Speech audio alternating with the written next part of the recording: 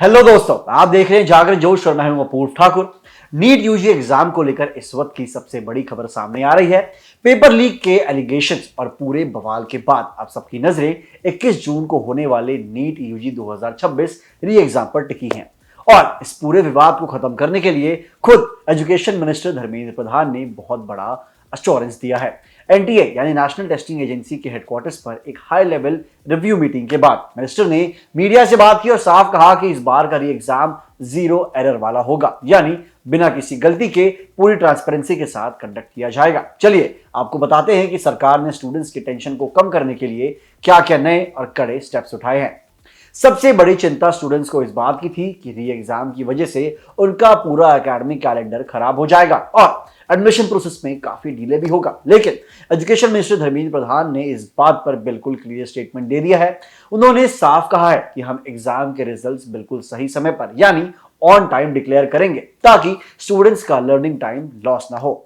उन्होंने देश भर के स्टूडेंट्स से एक खास अपील भी की है कि वे अब किसी भी तरह के डिस्ट्रैक्शन या फालतू अफवाहों पर ध्यान ना दें और अपना पूरा फोकस सिर्फ और सिर्फ अपनी पढ़ाई पर लगाएं।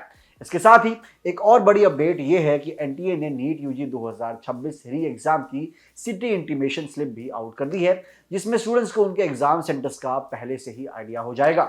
अब बात करते हैं उन लोगों की जिन्होंने पेपर लीक किया और इस पूरे सिस्टम को खराब करने की कोशिश की। धर्मेंद्र प्रधान ने साफ कह दिया है कि इस मामले की जांच सीबीआई यानी सेंट्रल ब्यूरो ऑफ इन्वेस्टिगेशन बहुत ही गहराई से कर रही है। उनका कहना है कि उन्हें सीबीआई पर पूरा भरोसा है कि वे इस पेपर लीक केस के बिल्कुल बॉटम तक पहुंचेगी और हर एक इर्रेगुलरिटी का पर्दाफाश करेगी। सरकार ने सीबीआई से रिक्वेस्ट की है कि जितने भी लोग इसमें दोषी पाए जाएं, उन पर स्ट्रिक्टेस्ट पॉसिबल एक्शन लिया जाए। इसके साथ ही इस पूरे मामले का ट्रायल फास्ट ट्रैक कोर्ट्स में चल रहा है ताकि गिल्टी लोगों को जल्द से जल्द और कड़ी से कड़ी सजा मिल सके। इतना ही नहीं, एनटीए को भी डायरेक्शन दी गई है कि वह उन सभी कॉपियों या एंटिटीज के खिलाफ लीगल एक्शंस लें जिन्होंने ट्रांसैक्चुअल ऑब्लिगेशंस को ब्रीच किया है या फिर तोड़ा है। आपको बता दें कि इस एग्जाम को सक्सेसफुल और सेफ बनाने के लिए पूरी गवर्नमेंट मशीनरी को एक्टिवेट कर दिया गया है। लॉजिस्टिक्स और सिक्योरिटी अरेंजमेंट को सरकार के हाईएस्ट लेवल पर मॉनिटर किया जा रहा है।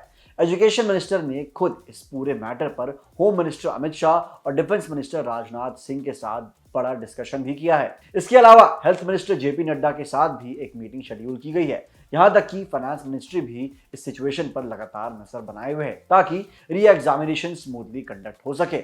आने वाले दिनों में यूनियन होम सेक्रेटरी एक बहुत ही हाई लेवल मीटिंग लेने वाले हैं जिसमें फाइनल प्रिपेयर्डनेस को रिव्यू किया जाएगा। अब अगर ग्राउंड रियलिटी की बात करें तो इस बार नीट यूजी री एग्जाम देश भर के 551 सिटीज में कंडक्ट किया जाएगा।